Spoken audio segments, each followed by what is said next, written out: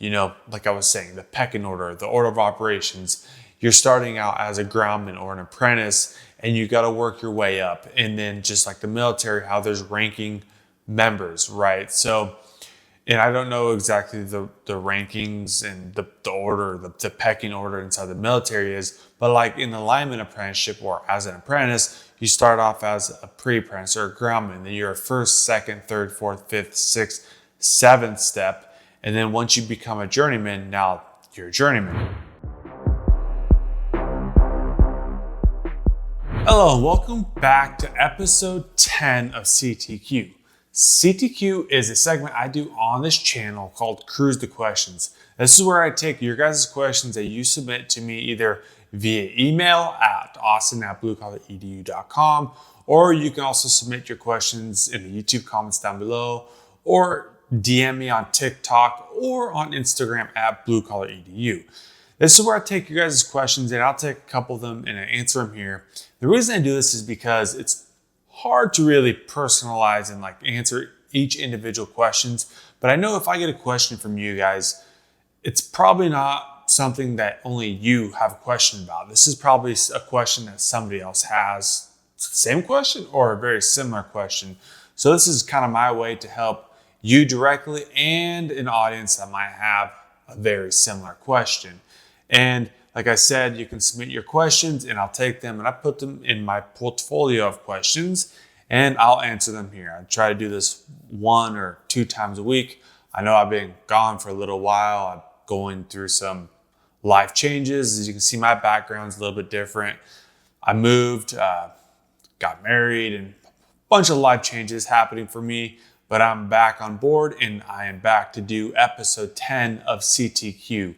So, with that being said, let's hop into question number 1. So question number 1 comes from a guy named Brian.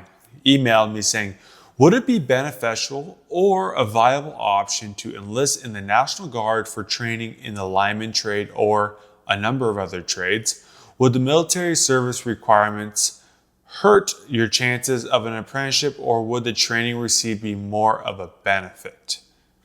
So I'm not sure if he's asking, should he enlist in the military to get experience in a trade, or if he's talking about enlisting in the military to get the experience, get the training, and become a lineman or something of that sort.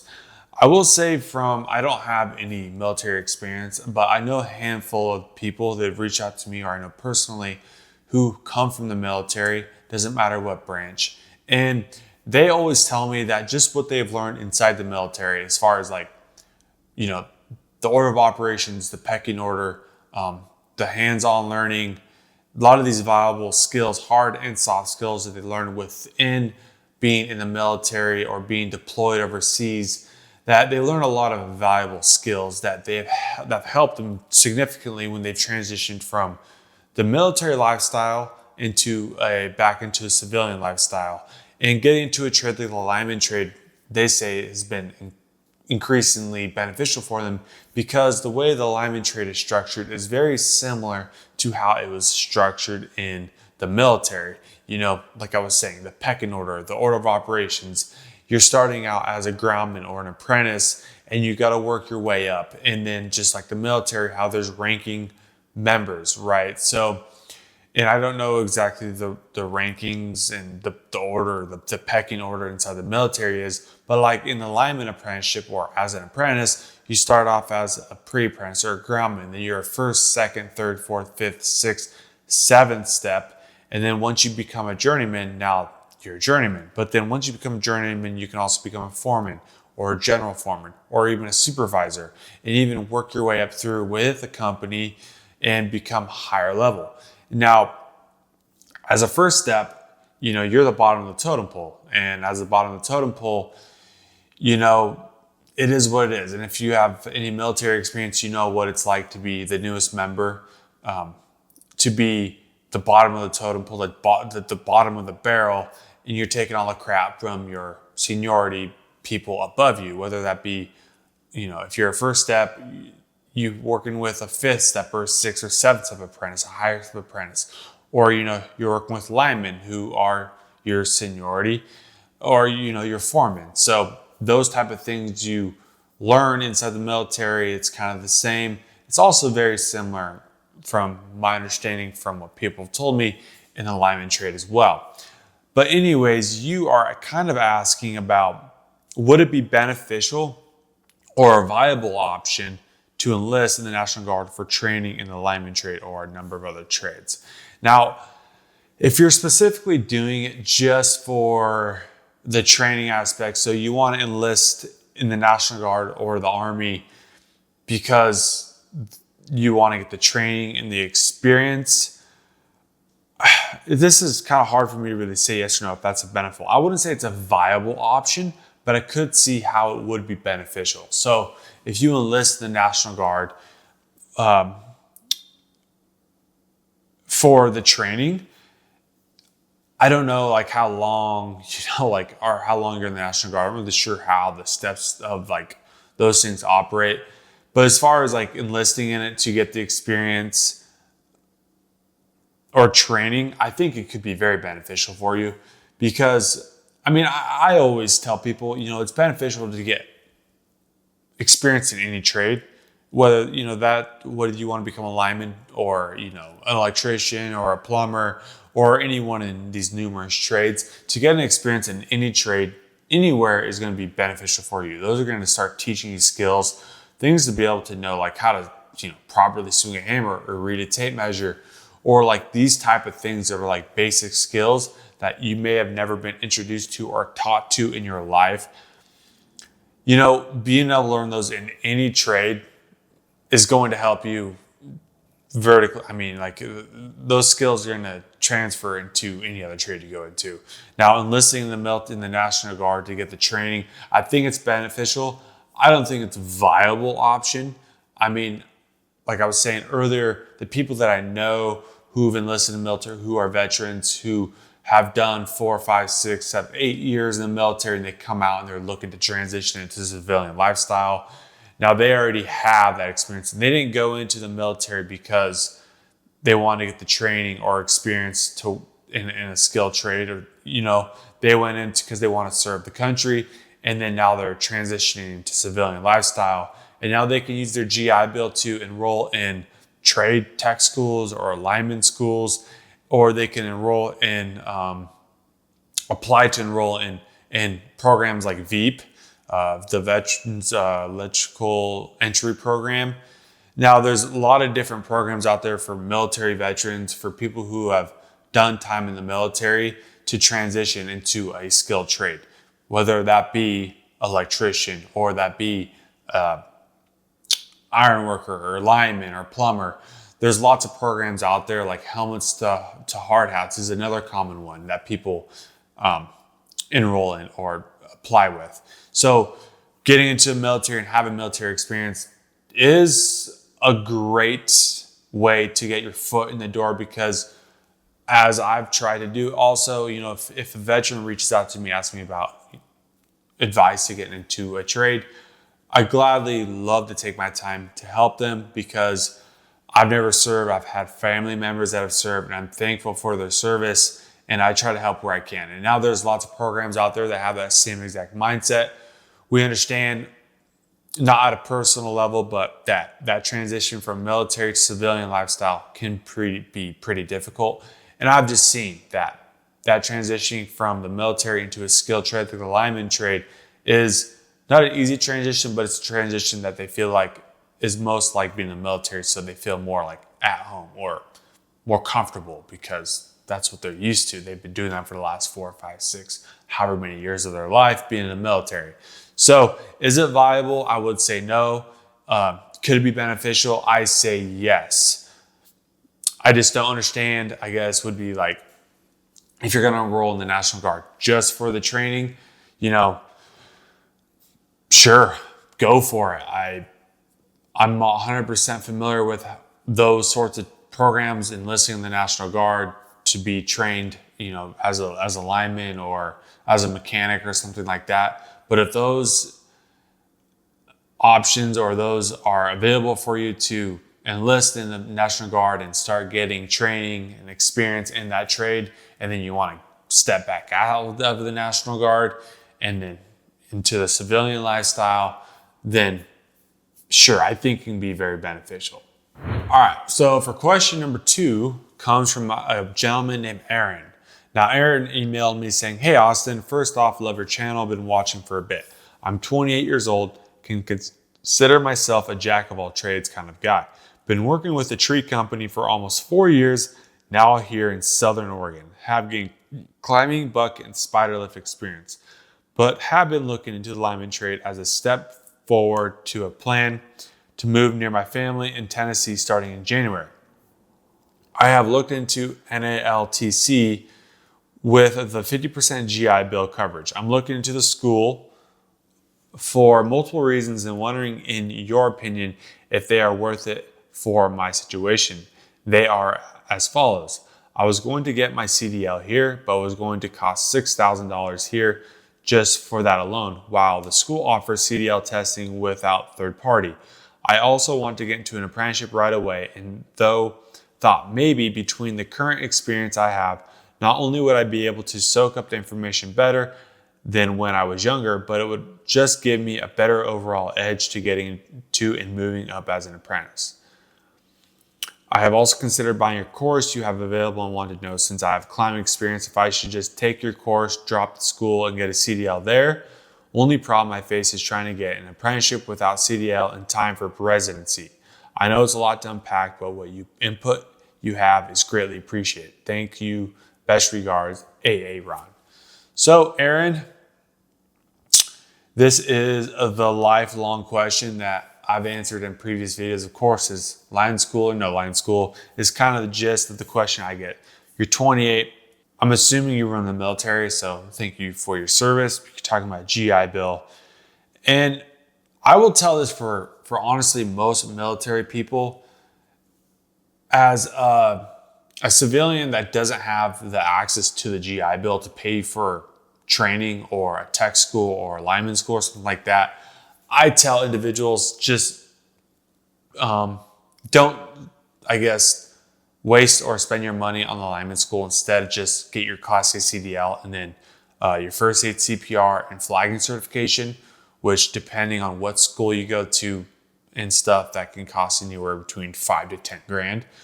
Because honestly, those are the things that you need to get more so than going to lineman school. But if you have a GI Bill that's going to cover 50% of your schooling, that's a big chunk off your cost. Now, I did a little bit of research on the school he was talking about, the NALTC, which is a lineman school in Tennessee. And now the total tuition cost is $16,020. Now, there's also the optional cost of getting your CDL, which says right here is $1,925. Although that's for obtaining your automatic transmission CDL. And I'm going to tell you right here, right now, is if you want to get your CDL, do not get it with the auto restriction, because auto restriction is going to restrict you to only operating commercial vehicles that have an automatic transmission. Now, that's not a restriction that you want on your license. That's not very good, because a lot of places you go, they have older equipment. They have cranes, they have bucket trucks, they have digger derrick trucks, they have dump trucks that are manual transmission. Now, if you're going to have the restriction of only being able to drive an automatic, that's going to be hard for you. So honestly, Aaron, I would tell you, if you're wanting to move to Tennessee to be closer to family, with your experience tree trimming for the last 4 years, I would say honestly apply with that lineman school and use your GI Bill. Now, your GI Bill, like I said, is going to cover half of the tuition, as you're saying, which half the tuition of $16,000 is $8,000. And then Not to mention you're probably, I don't know if you need to spend another $2,000 to get your CDL plus whatever extra they might charge for getting the manual certification for your Class A CDL. I say do it, but at the same time, apply with a CELCAT, because CELCAT is going to be the apprenticeship in the area for Tennessee. Now, CELCAT, you can just look that up on Google. It's SELCAT.com, or it might be .org. It's .com. And you literally can go on their website right here, and you can click on the deal and just scroll down to apply. And you click on apply, and it's going to give you all the information you need to know to apply with CELCAT for the lineman apprenticeship. And they say right here, we are currently accepting applications for substation and underground. You can apply that if you want to. Those are great apprenticeships to apply for. They're shorter than lineman apprenticeship, but those also give you more training, more experience in a trade related to the lineman trade. So when actually, if I know they only open their lineman apprenticeship applications like 2, 3, maybe 4 times a year. So you have to be on top of that. You can call the apprenticeship, ask them, hey, when are applications going to be open for the lineman apprenticeship? And then just keep that date in mind, or that time frame in mind, so you know you apply when the applications are open. So it also gives on here apprenticeship requirements as follows. And it lists out all the things that you need to have to apply with them. And one of the big ones is a Class A CDL with air brakes endorsement is required. Permits will not be accepted. So I always say, get your Class A CDL right off the bat. That's like the first certification you're going to need. And, they have the other things: birth certificate, social security card, high school transcript, diploma. And it also states right here, must be a resident in CELCAT's jurisdiction and be able to submit proof. Also, must be willing to travel anywhere within our southeastern jurisdiction during your apprenticeship. So, Mississippi, Louisiana, Alabama, Georgia, Florida, Tennessee, North Carolina, South Carolina, and Arkansas. So, if you're from any one of those states or live in any one of those states, this is where you can apply. So, if you're wanting to move to Tennessee, you say in January, it looks like, then first off, you're going to want to do is you can either work on spending the money right now and getting your Class A CDL in Oregon, and then you're over 21. So that will directly, you can just transfer when you move to Tennessee, become a Tennessee resident, you'll have your CDL, and then you can just apply with CELCAT when they open applications. But I know you're looking at advice from me to what should you do? Should you just spend the money to get your CDL now and then not worry about it? I know it's expensive to get it by yourself. You're saying it's like $6,000, and that's a lot of money. However, if you just get it now, you spend the $6,000, then you won't have to worry about getting it in the school. But in the school, it only costs $2,000, and you do it with in-house. I did a little bit more research on it with that school, and it is an in-house program.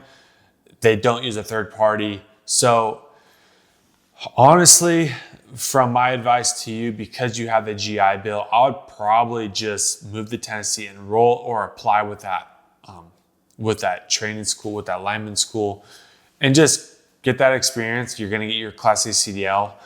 I didn't read in there also if you get your CPR first aid card, your flagging certification, what other certifications you get. But if they get you those certifications, those are also important. And also, do they have employers, or do they have grant entry into getting you work upon graduating? Is that something that they do? Because if that's also something that they do, that's highly valuable for somebody like you.